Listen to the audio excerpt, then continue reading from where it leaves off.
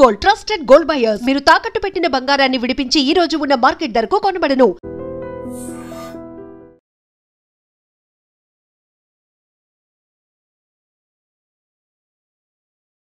Hello viewers, welcome to I dreams media. ఒక చిన్నపాటి ఘర్షణ కారణంగా ఒక ఇంట్లో పెద్ద దిక్కును కోల్పోవాల్సి వచ్చింది. అసలు ప్రాణాలు తీయడం ఇంత ఈజీనా?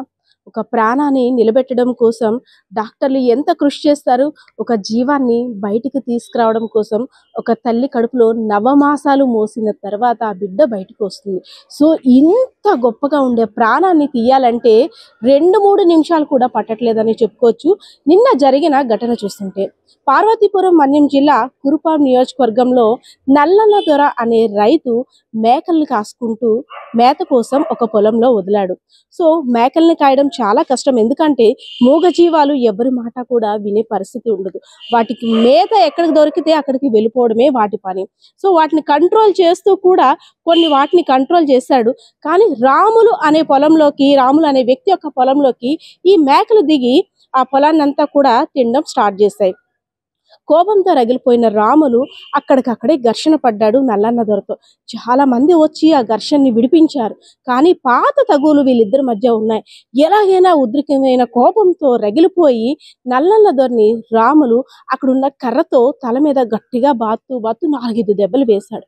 సో వెంటనే నల్లన్న దొర అపస్మారక స్థితిలోకి వెళ్ళిపోయాడు. సో ఇంకేముంది, హాస్పిటల్కి తీసుకువెళ్ళేసరికి ప్రాణాలు కూడా పోయాయని డాక్టర్లు అయితే చెప్పారు. ఈ ఘటన చూసిన తర్వాత ఏమనిపిస్తుంది అంటే, మూగజీవాలు చేసిన పనికి అంత పెద్ద ప్రాణం బలైపోవాల్సి వచ్చిందా? కోపాన్ని కూడా కంట్రోల్ చేసుకోలేని మనుషుల మధ్య ఉన్నామా? అసలు ఏమవుతున్నాయి ఎమోషన్స్? ఏమవుతుంది మనిషికి? రాను ఎందుకు ఇంత క్రూయల్గా బిహేవ్ చేస్తున్నాడు? పాత ఘర్షణలు ఉంటే ఒక పెద్ద మనుషుల ద్వారానో లేదంటే ఇంకే పోలీస్ స్టేషన్ ద్వారానో సమస్యని సద్దుమణిగిపోవచ్చు. కానీ అలా కాకుండా మేకలు పొలంలో మేసాయని చెప్పేసి అదొక చిన్న కారణంతో పాత కక్షల్ని మనసులో పెట్టుకొని ఒక నిండు ప్రాణాన్ని బలికున్నాడంటే ఆ నిందితుడిని ఏమనాలో కూడా ఇప్పుడు ప్రస్తుతం ఎవరికి అర్థం కాని పరిస్థితి.